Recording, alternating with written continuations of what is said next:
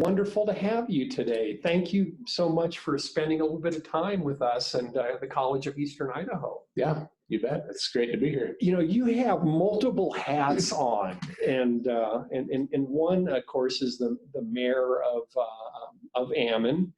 You've been in the military as well. So you were in the Guard. Well, you were on active duty, I think. I did some active duty. Active duty in the Guard. So thank you for that service. Thank you. Yeah. I think most of us know you as our legal counsel for the college. We're going to delve into that a little bit. So we've got a whole litany of topics for you today, and we'll kind of see where it goes. And for those of you at the college that are watching, I can kind of keep track of chat. So if you've got any questions for Mayor Coletti, be sure to add those. And I think if we could block Trustee Ozaki from asking any questions, that probably would be a good thing. We'll see if we can do that. So why don't we start with you? Give us a little bit of a background, kind of do that 2-minute Sean Coletti background, and we'll start with that. Okay. I grew up in northern Utah and eastern Idaho, graduated from Rigby High School. Right. My mother and father, both musicians, and my dad was my high school choir teacher throughout high school. So, and then after high school, I went to Rick's College and met my wife. I went on a church mission to South Korea, and then came back and met my wife, Jessie Grigg, and we got married and went down to Utah to BYU. And finished my degree at BYU, and then decided to join the military, like you said. Right. Did all of that, and then. And you were in Korea.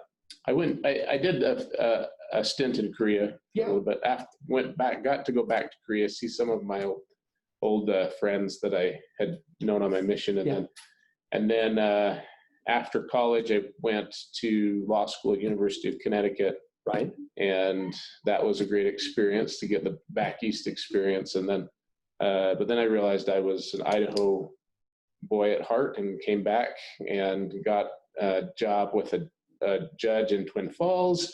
And we went to American Samoa for a year, and I clerked for judges at the High Court of American Samoa for a year, which was an amazing experience. Absolutely. And at the same time, I was pushing really hard to get into a certain law firm in Idaho Falls. And I got that job and came back, and I met Hopkins, Roden in Idaho Falls. So, and then a few years after that, I decided to run for city council, and it turned into the mayor thing.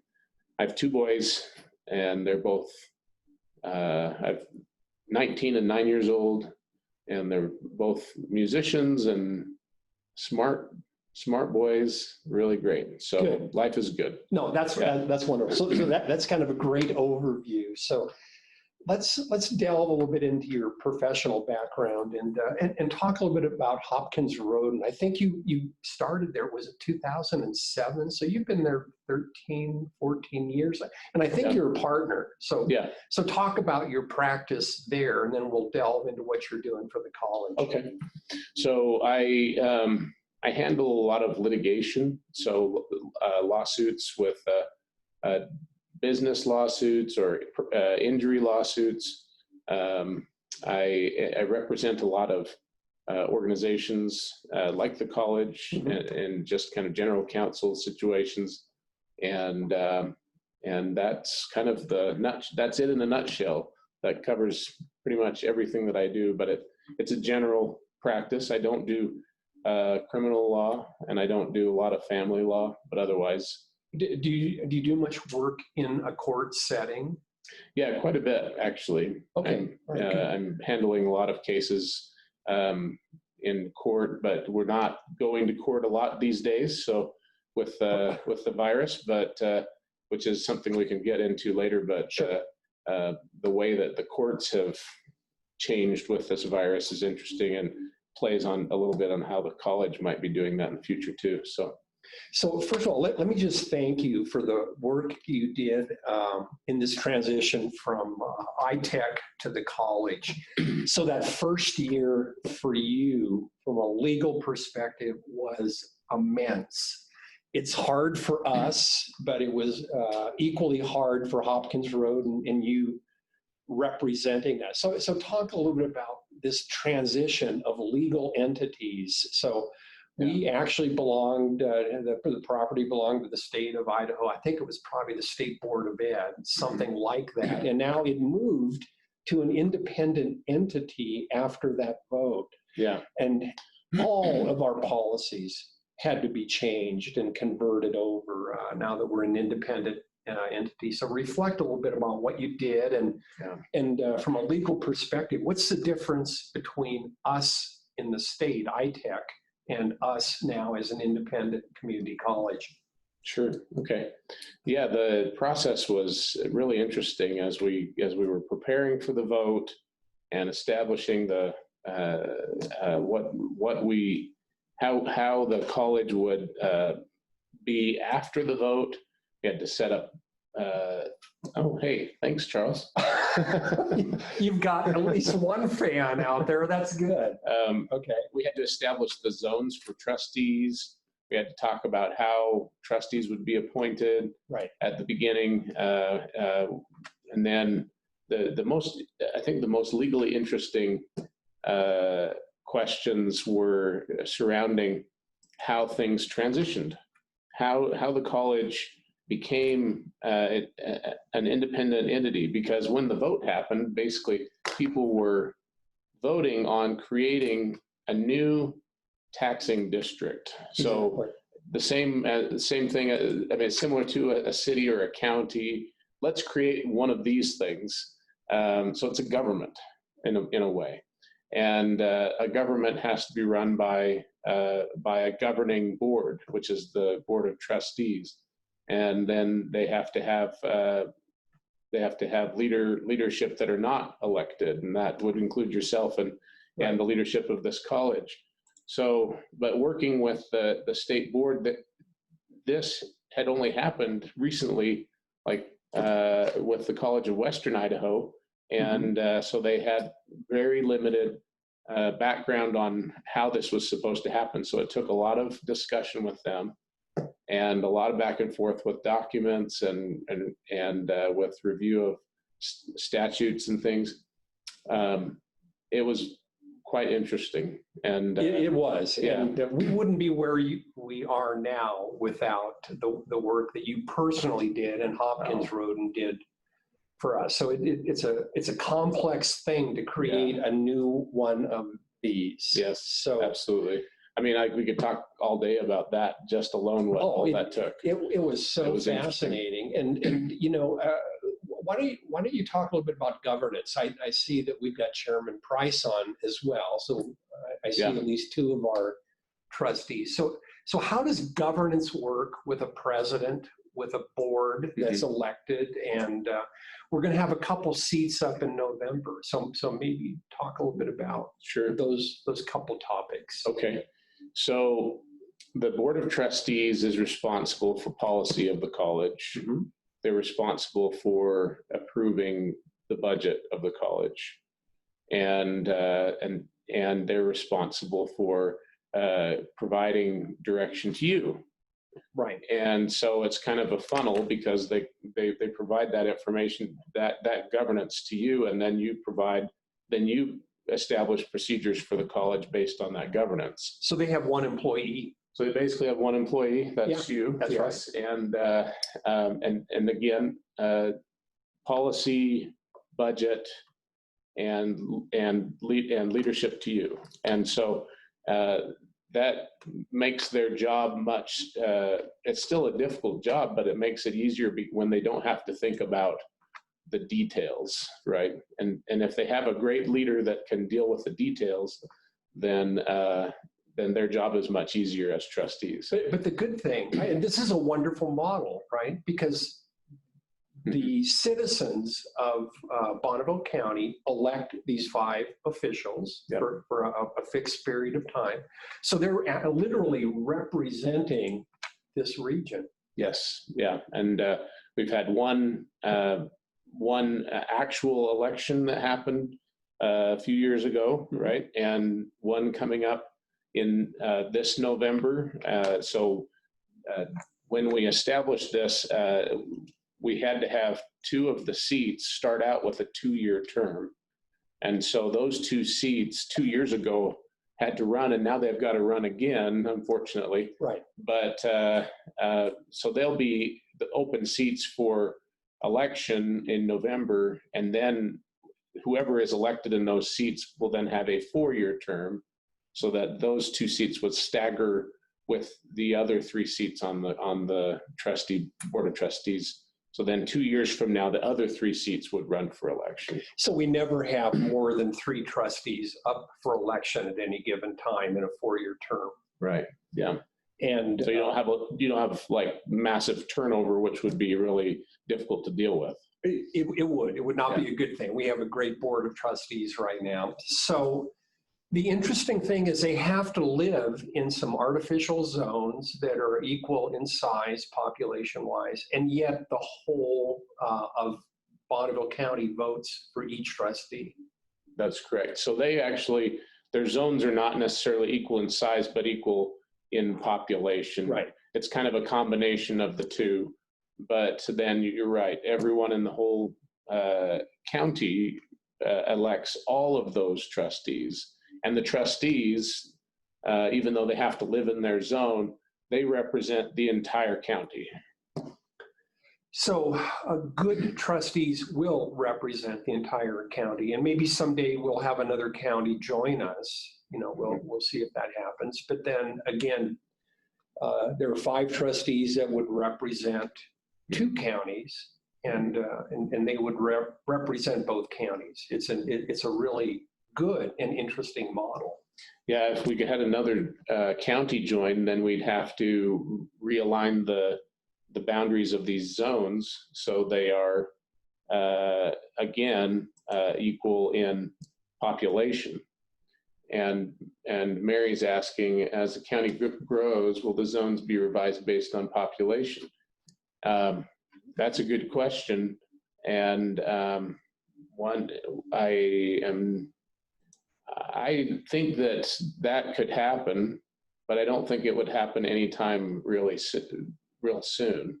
So I don't think that's something that we would need to worry about in the immediate future. Right. Yeah. So to do a 90-degree turn here for a moment, why on earth would you want to run for mayor? Life isn't complicated enough with a family and potentially in the guard for a while, and of course the day job, and yeah. So why mayor? Well, I've always had a real fascination with politics, right? But then it stemmed really from 2 terms on the city council, and I really felt like I was getting really close to the issues that's on the city council.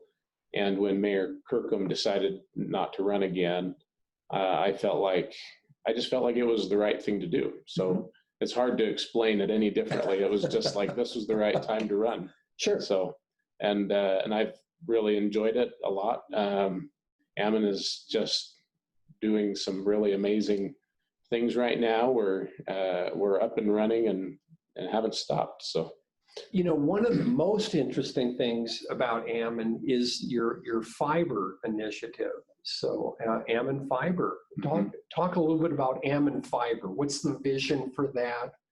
Yeah, I think you're way ahead of, I don't know if there are any other cities in Idaho that have moved as aggressively into public fiber as Ammon has. Well, there was an organization recently that did a very large study, worldwide study of internet costs, and they found that Ammon's internet cost came in as, it was the only city in the United States that came in the top 10 for lowest internet costs. It was number 7 on the list of, for lowest internet in the world. Yeah. Wow. And so that was nice to see, because really the setup that Bruce Patterson is at the City of Ammon, our fiber director, envisioned is a marketplace. So you've got four competing internet providers at this time, and in the future there'll be more. But then they've got 14 or so different plans that they've put together, and you can see them all on your screen at your computer and say, I want that one this month. Or maybe this one's not so good, I'll go to that one. And all their prices and all their terms. And because they're all on the same screen, they all compete with each other. And prices last year in June dropped so that the lowest cost price on Ammon Fiber costs you nothing. It's zero. Right. And it's really good for the key here is gigabit service to the home. It's amazing. And so the gigabit plan, the lowest cost gigabit plan, is $10. And 4 years ago, when we got started on this, it was $99. It was $100. And so in 4 years, you never see prices drop like that. But in this marketplace of internet that we've created, prices have dramatically dropped. And we're getting it into every neighborhood in Ammon, and every business has the option of connecting as well. So we think that this is the way that Ammon, and I mean even Idaho Falls, this whole area, can really make a name for themselves and bring business, especially with people who are wanting more often than not to work from their home. We do see lots of transplants from places like California that say, I don't have to live in California anymore. I can go live in Ammon, Idaho, and build a nice home and have my fiber optics and do all my work from home. And that's the wave of the future. So it doesn't matter where here is, and we'll get into COVID in a bit, but that changes everything.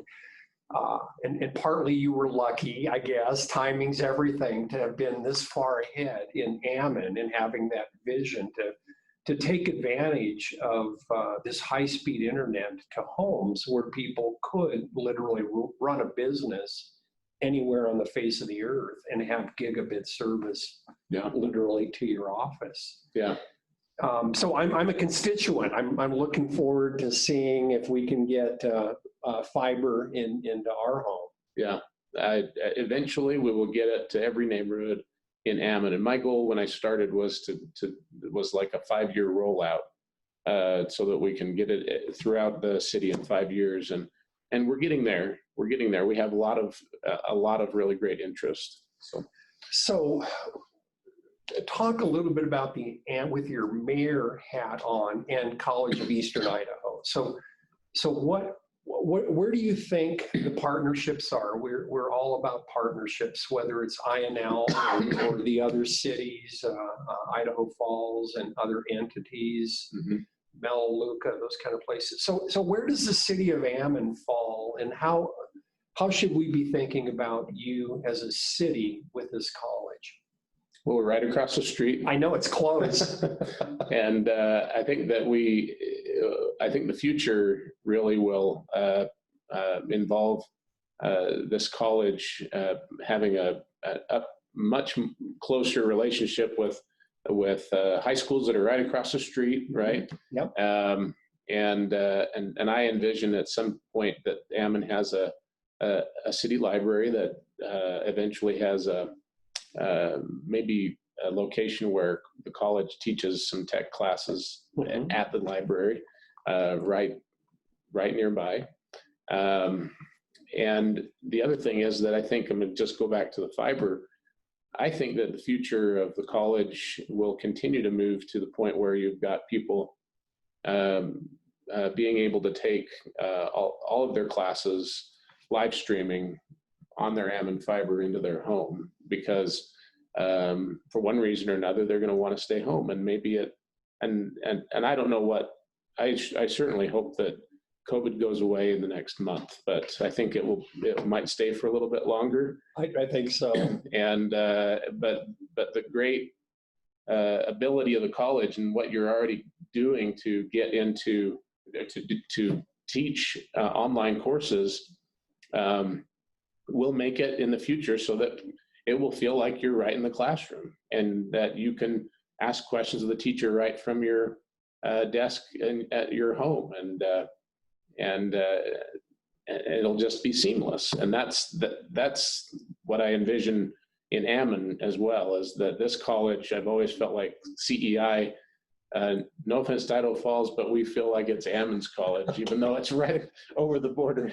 So now we're going to have to get Mayor Casper. And That's okay. She can say it's Idaho Falls College too. She probably has a better claim on it, but she probably does. As an attorney, possession is 9/10 of the law.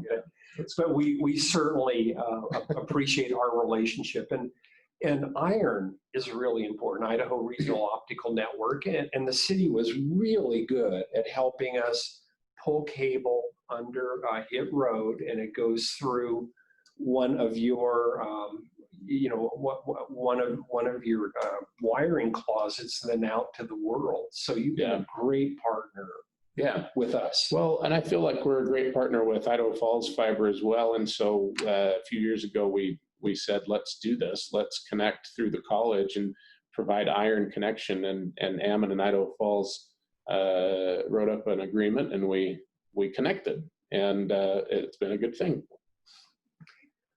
So since we brought up Idaho Falls, just reflect for a minute your relationship with Rebecca Casper, and what are you all doing? And I want you to talk about economic development too. That's a really important aspect for mayors in the city. So what's your relationship with Idaho Falls, and as we look at the region, what do you think is going to happen? What's Ammon going to do in response to the lab, essentially?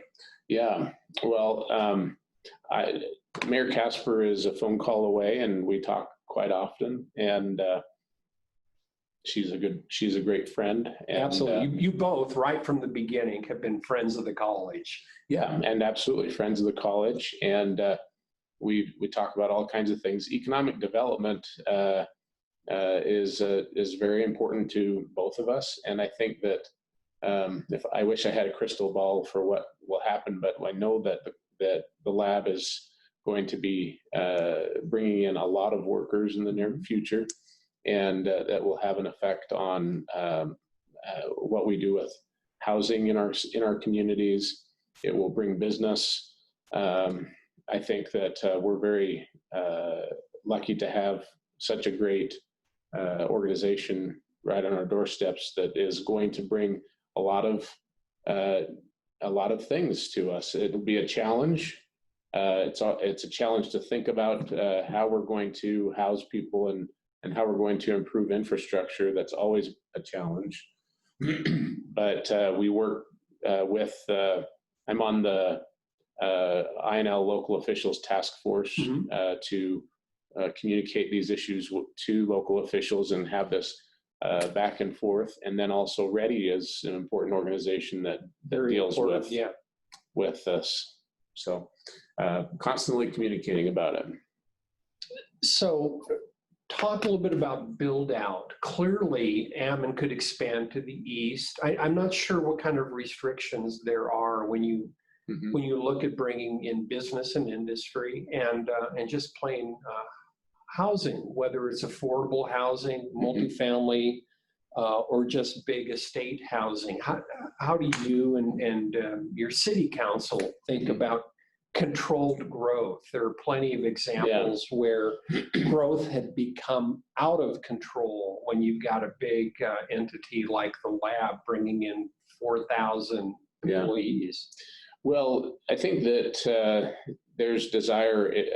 I see a desire for different kinds of housing in the future. Ammon is, at this point, I think our city council is more focused on single family residences and trying to get people to be here more long term. Right. But I know that there's still demand for apartments and other types of housing.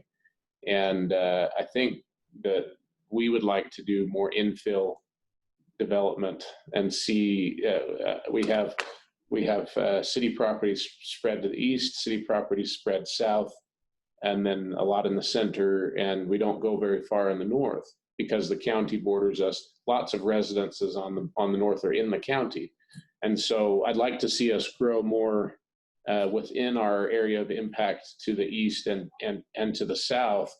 But we don't grow to the west because we're bordered on the west by Hit Road and the city of Idaho Falls. So we have a lot of we have a lot of houses that are for sale. We have a lot of houses that are approved to build. Lots and lots of houses. Oh, good. Okay. To build All at right. this point. Yeah. Good. And so, and a lot of available residential housing areas that could be built on. So I think that we'll be able to manage the growth pretty well. And we're also looking at increasing our area of impact south as well.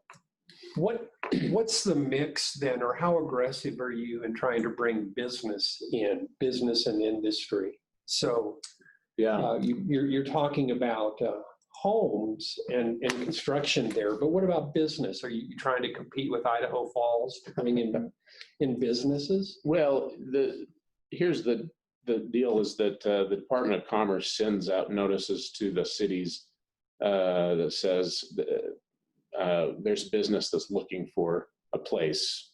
Right. And it needs these services. It needs this. And that's what Ready helps us with. Yeah, that's right. And so then, of course, we will present our best case, put our best foot forward for that business and say, Ammon's got a great place here for you to go. And it's not so much about competing with Idaho Falls or other cities. It's just about putting your best foot forward because the business decides in the end where they're going to go. They do. And we also have some land that's across the street. You know that there's currently an auto dealership across the street that's building, and then John Adams Road is continuing. At least there's a little stub road right there. It's leading into an area that we're developing through urban renewal, and would hope that to see some additional commercial development there in the future because of that. That will allow us to build John Adams through and then the cross street Curlew through. And I think that is going to be a nice area, especially for even the college for that close connection. So I'm going to see what Mary's question was. So it's about traffic, of course. Yeah. We always complain about. So whether you come from Portland or come here, traffic is always out of control. Yeah, it's really tough because the big road that we'd like to improve, and we've got drawings for it to improve, and we're going to be submitting it to BMPO for funding, is First Street in Ammon, and that is the stretch between Ammon Road and Hit Road. That stretch obviously needs some improvement, but the cost for that is quite high, and it's not. And Ammon's tax levy is one of the lowest in the state. Yeah. And so we have to do a lot of things with very little money. And, but we are looking for ways to improve traffic in the city. And one of the things that's kind of interesting is that we live kind of in a bubble surrounded by county, right? Mm-hmm. And lots of county development. And so we have lots of, especially like if you think about that First Street stretch, we have a lot of cars. Most of the cars on that road are county residents that don't pay any taxes for that road, which makes it difficult for us to fund the improvements on that road. And so one of the considerations that I'm fascinated with, just thinking it over, is how Ada County has dealt with highway funding, which is maybe not a popular thing to talk about, but when the whole county pitches in for road funding throughout the county, sometimes that is a good, it can be a better thing than otherwise. So I don't know, should Bonneville County have a highway district? I don't know. I don't know. But it's something to consider. So speaking of the county, and this is interesting because it happened this week. So Eastern Idaho Public Health had looked at the rise in COVID cases and literally then voted to require face coverings. So what are you both doing as mayor in Ammon? And talk a little bit about us as the college. And you've been in on trustee meetings, and we'll get into that in a second. But what's the impact in Ammon now for that mandate? Well, the word mandate is kind of strange, but I think that what they did is they passed an order, and the order, actually, the health department, it's kind of important for everyone to understand, is that I didn't know about this beforehand, but the health department has quite broad statutory authority. I didn't realize that either. Yeah. So we're learning a lot about the health department. I mean, there's a provision in their statute that basically says that they have the ability to do, and I don't think the word, maybe the words are any and all things necessary for the health and safety of the residents of the district, or something like that. Something. Which is a huge mandate. Here I go using that again, but it's a lot of power for a health district. And if you think about it, they do need to have that ability to take care of the residents in those ways. But I think that I'm impressed with Jerry Rackow. She's nobody would want her job. The only thing she wants is for these numbers to go down and for us to be healthy. It's a hard job. And I listened in on that hearing, and Brian Reed, Commissioner Reed from Bonneville County, he just said, I don't want to do this. I really don't want to, but I can see that it needs to happen. Right. So I was really tearing at him to make that decision. Yeah. And but the reality is, then that's an order that has the force of law, and we should. I think at this point, it's important for Ammon and Idaho Falls residents to see the purpose behind that order is to bring these numbers down so we can keep businesses open. We can go back to school in the fall and be safe. We can have community events that we all enjoy. These things we need, right? And if we have masks for a short period of time so that we can get back to a healthy period, I think that is something we should push for now. That's the purpose of the order. Let's make it happen. I think that's what we want to do. So what's going to happen in your perspective in Ammon if someone goes into Cabela's and refuses to comply with this?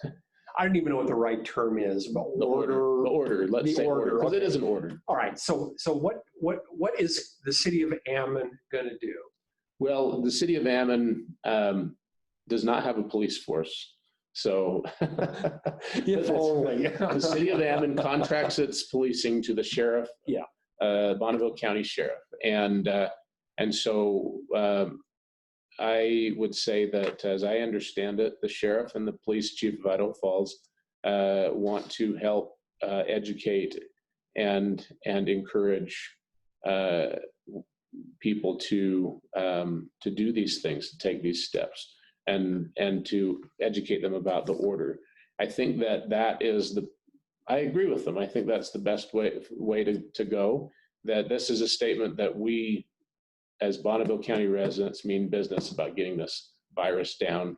And if someone's going into Cabela's without a mask, first line of authority there is Cabela's enforcing its own rules. Sure. But I would guess that secondly, then maybe the sheriff says, or a deputy might say, hey, here's this order's in effect, and you need to do this. So, but I don't think there's any anticipation that anyone's going to see some penalty because of it.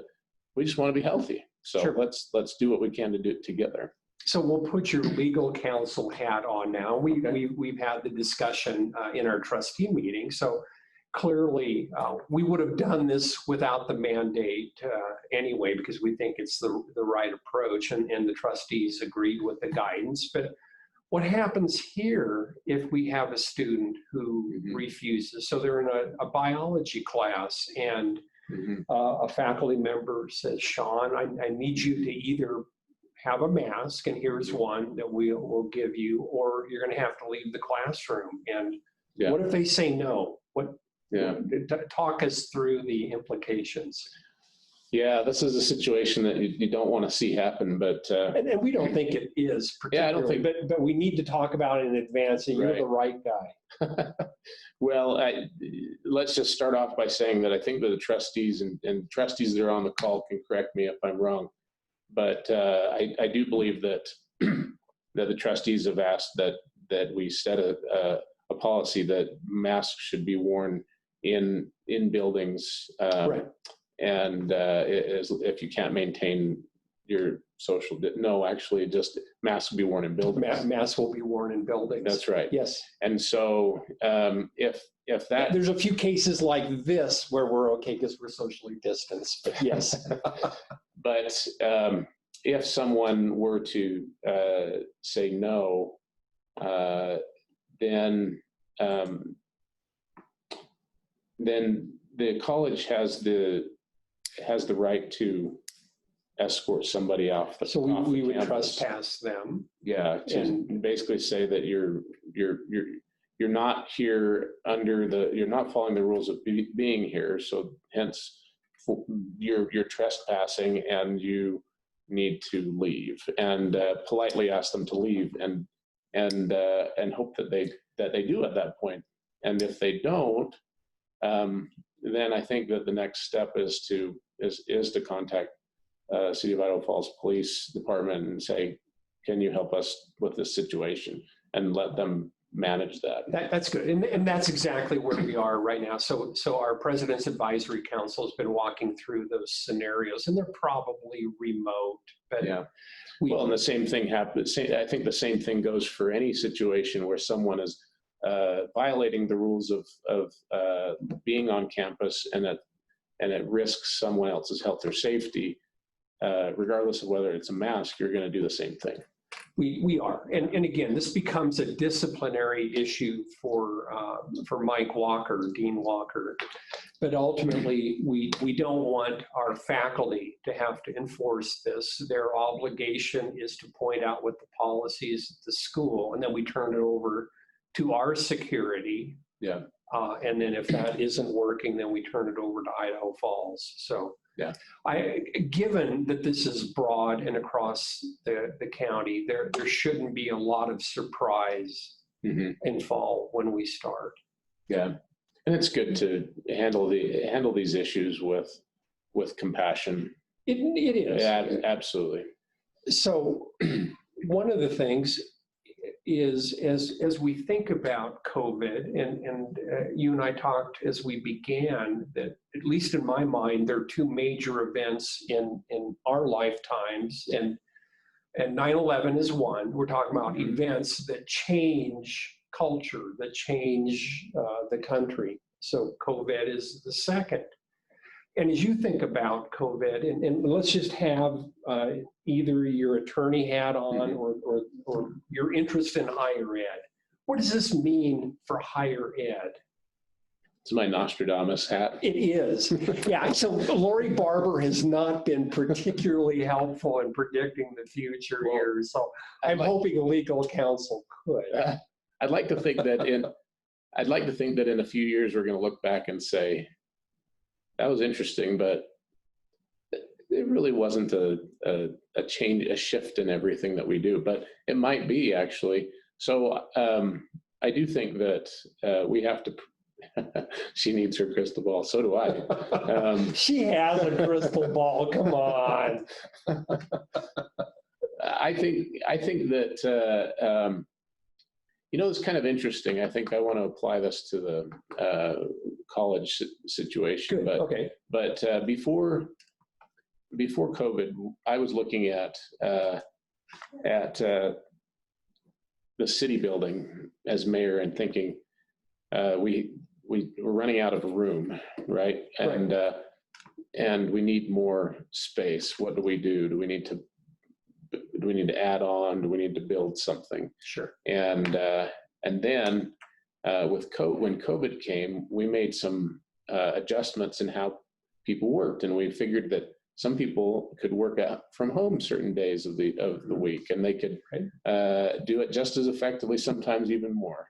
And so then I came back a month ago and said, you know what, about that building or expanding, I don't think we need to do that anymore. Isn't that interesting? Yeah. We've solved the problem because we not the way we wanted to. Not necessarily the way that we wanted to, but it did solve a problem. Yeah. The same thing happened with the courts, and as I'm attending court hearings, they're all online, and it makes you wonder why we have such a big courthouse now, because no one goes to hearings in person. So, but how does that affect the college? I think it's very similar, but I think you need to take steps to, like I said before, to make it so that you have your campus is all of Bonneville County, and then in the future maybe other counties, but you're teaching people all the time in the future and at their homes, and it makes it easier again for you if you're thinking about, we're bursting at the seams at these college buildings. Well, maybe in a few years you might say, we're doing all right. We have more students, but we have less on campus. I don't know. It's true. And when we look at the universities in particular, because universities were built under a different model, and their construction was come to a place, and you will have all of these additional experiences, whether it is sports or music, all of these kind of things that take a lot of big public space, international students, dorms, all of the things that we don't have, which really permit us to pivot very quickly. And we've always been interested in online, and this accelerated a virtual campus for us. But we're also traumatizing people for probably years, and who knows if the symphony is ever going to be playing to a full house in the next 3 or 4 years. Yeah. Just because of the trauma that people have been through, true, real or imagined. I know music and drama and the things that bring a lot of spice to life, and those things I hope that we can get back to normal in that respect. Last December I like to sing. I'm not going to sing. Yeah, well, no, I was going to bring that up. And yeah, you are. But last December I did thanks, Park. Last December we did a Messiah sing-in at Thunder Ridge High School, and it was packed to the brim, and it was so fun to see all those people. And I just really want to do that again, and I certainly hope that COVID doesn't stop us from doing that. I hope so. I'm not sure about this Christmas season. I just don't know. Don't bring me down. Don't jinx it. Okay. All right. No, it's okay.